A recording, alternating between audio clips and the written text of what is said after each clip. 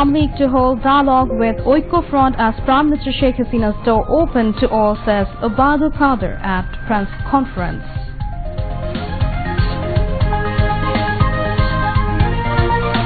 Four, including Khalida Zia, get 7-year imprisonment and 10 lakh taka fine in Zia Charitable Trust graft case, trust land confiscated.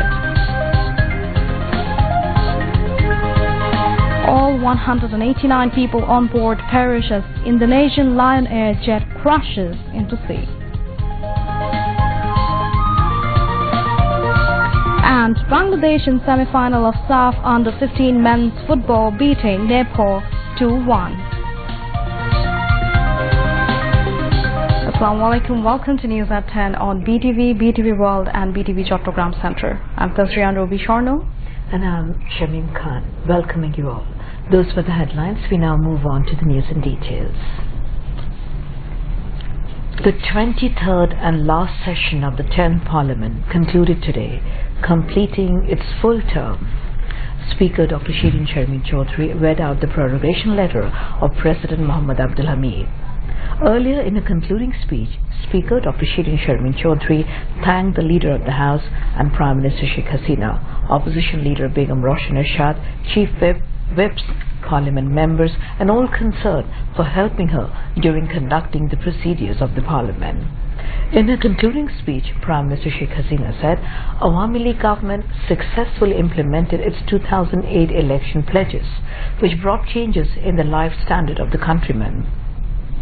Work is progressing still to implement the Charter of Change, she added. Describing various initiatives of the government, she told the Parliament that her only aim is to build Shonar Bangla, dreamt by Bangabandhu Sheikh Mujibur Rahman. Sheikh Hasina said government is working relentlessly for developing the lot of the countrymen, inspired with the ideas of Father of the Nation. She said the government prepared development plans considering the needs of the next generation as well as the present one. Leader of the Parliament said continuity of the government is very important for implementing development projects. Describing the last 10 years' successes of the government in poverty alleviation, the Prime Minister said Bangladesh will be a developed country free from poverty if the present government re-elected in the next general election. Sheikh Hasina expressed hope that people will cast vote for both in the 11th National Parliamentary election, considering the development work implemented during the tenure of Awami League-led Grand Alliance government. Earlier, taking part in the concluding speech, Opposition Leader of the House, Begum Roshan Ershad, hoped that the next election would be held in a free, fair and credible atmosphere with participation of all parties of the country. She said that this parliament was more effective than any other parliament, which was also historical. The first session of the 10th Parliament was held on 29 January 2014. 193 bills were passed in 23 sessions of this Parliament. 19 bills were passed in this session alone. Deputy Speaker Fadera Pimia also presided over the session.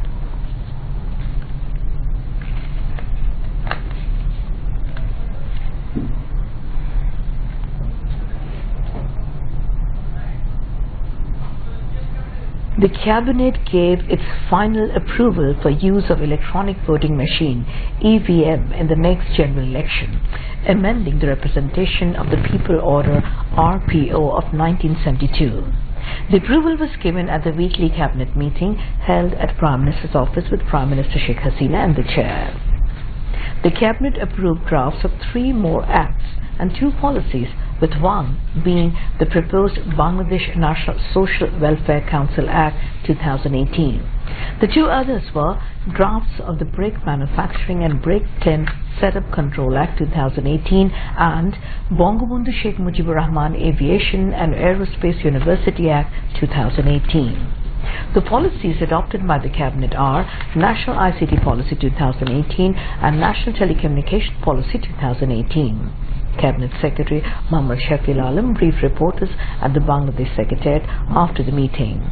He said the draft representation of the People Order Amendment Act 2018 would come into effect after proclamation of the ordinance by the President. The Cabinet Secretary said the amended law simultaneously would allow candidates to submit nomination papers online for contesting from any constituency as per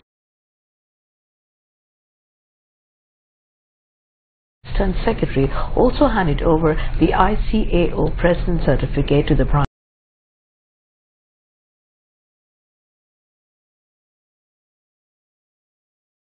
Minister, which the Civil Aviation Authority of Bangladesh CAB received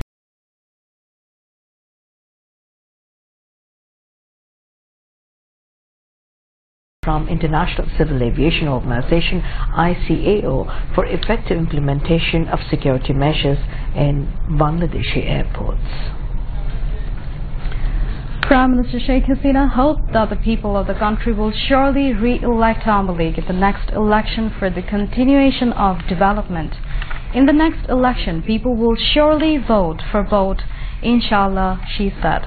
The Prime Minister said this while inaugurating the extended building of National Institute of Traumatology and Orthopedic Rehabilitation, NITOR, at Sher Bangla Nagar in the capital, in the city, this afternoon. Sheikh Hasina said if Awami League is not re-elected in the next election, all the unfinished development projects would face the same fate of community clinics. Returning to power in 2001, the BNP Jamaat Alliance had shut down all the community clinics, although the clinics were providing excellent services to the mass people, she said. She mentioned that many development projects taken by the 1996-2001 Awami League government was closed down by the BNP Jamaat regime, and Awami League government, after assuming office in 2009, completed those and opened to people. Putting emphasis on the continuation of the government for the sake of the country's development, the Premier said the pace Bangladesh has gained through numerous development projects during the tenure of the present government will have to be maintained. The people of the country will get their desired services and welfare of the people will be ensured, the Prime Minister said. Stressing the importance of modernizing Medicare services, the Prime Minister described the various development projects taken by her government to upgrade the country's health sector. Chaired by Health and Family Welfare Minister Mohammad Nasim, the inaugural function was also addressed by Home Minister Asaduzzaman Khan Kamal and State Minister for Health Zahid Malik.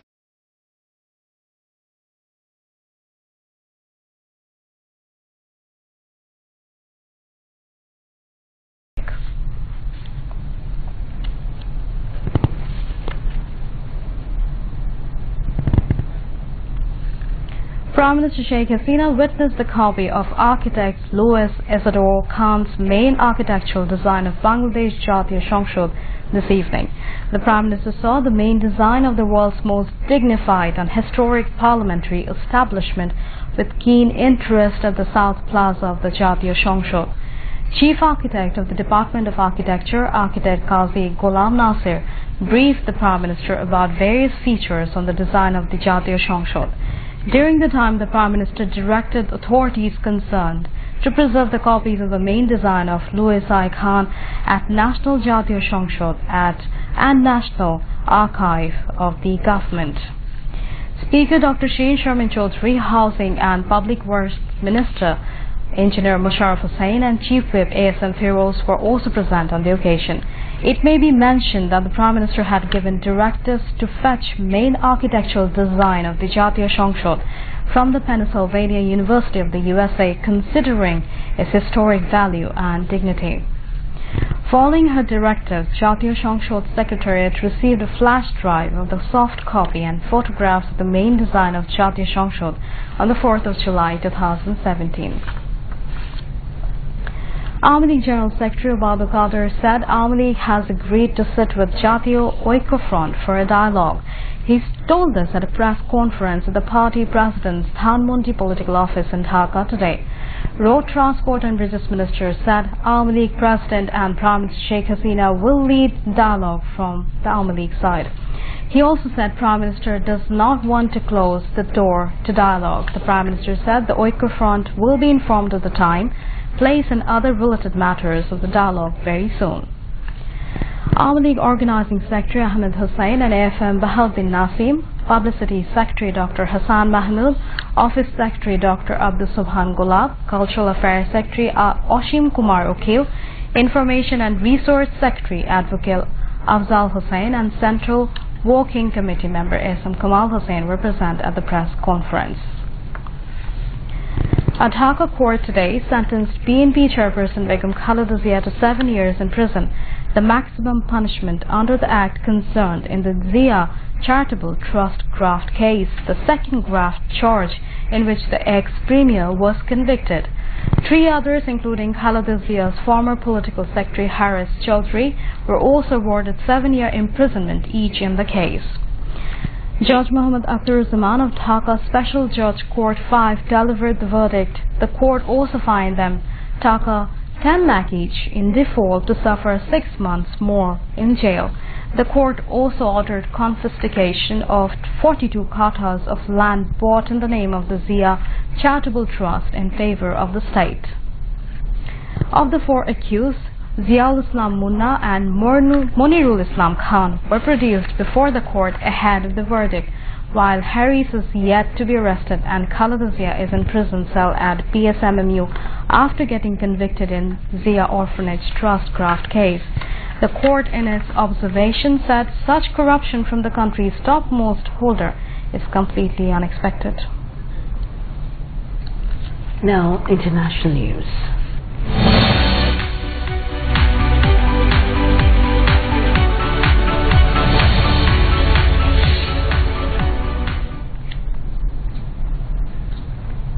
An Indonesian airliner has crashed into the sea with 189 people on board. Based on body parts found so far, rescue officials predict there are no survivors.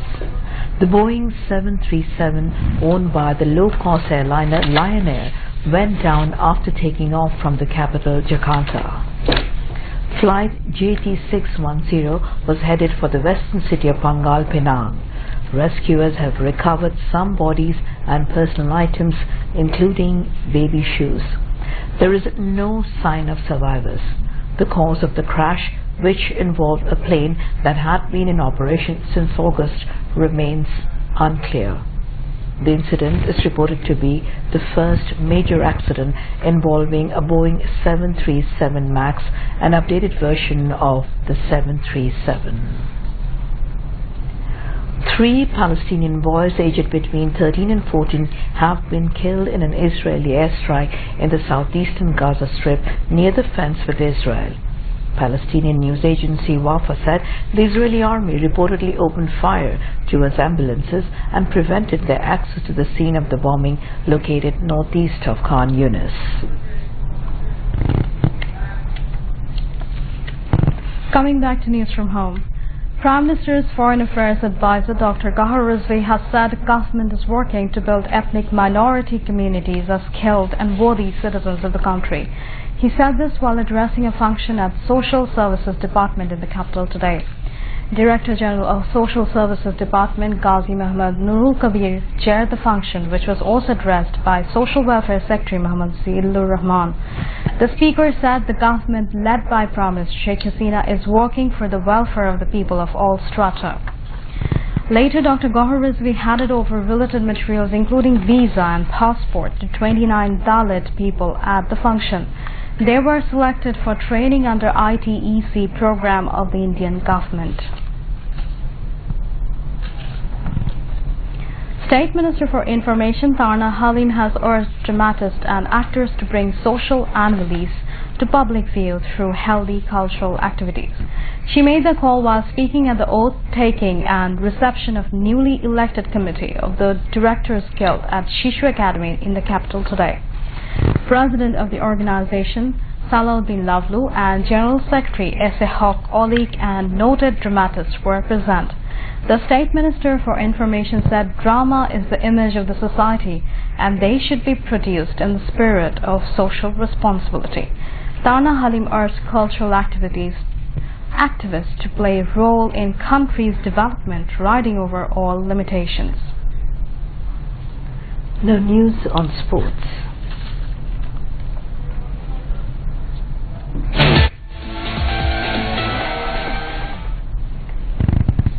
Ten-man Bangladesh beat host Nepal by 2-1 and qualified for the semi-finals of SAF Under-15 Football Championship as a group champion today in Kathmandu. Ibn Ahad Shakib scored first goal for Bangladesh in the second minute of the match. In the 34th minute, goalkeeper Midul Hassan was sent off for a foul in the D box and Bangladesh team reduced to 10-man. Jan Limbu scored the equalizer for Nepal from the penalty kick.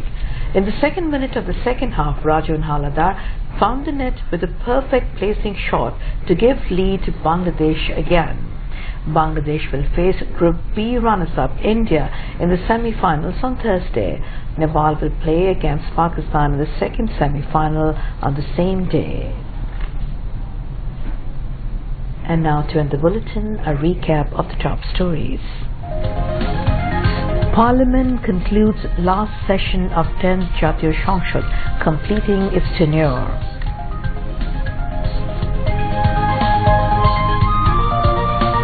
Cabinet approves EVM use in election, amending Representation of People Order.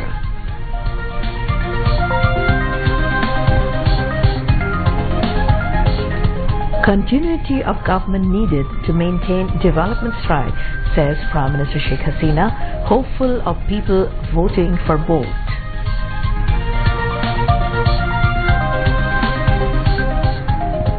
Awami League to hold dialogue with Oiko Front as Prime Minister Sheikh Hasina's door is open to all, says Ubaidul Qadir at a press conference.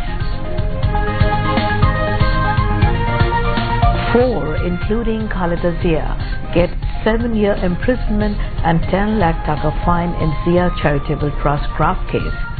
Trust land confiscated. All 189 people on board perish as Indonesian Lion Air jet crashes into sea.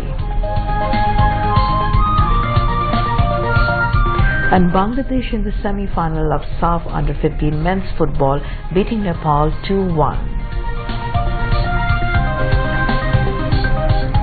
That's all from the newsroom for the moment. Thank you for staying with us, and we invite you to watch our 11:30 Bangla News. Until then, Khuda Hafiz. Khuda Hafiz.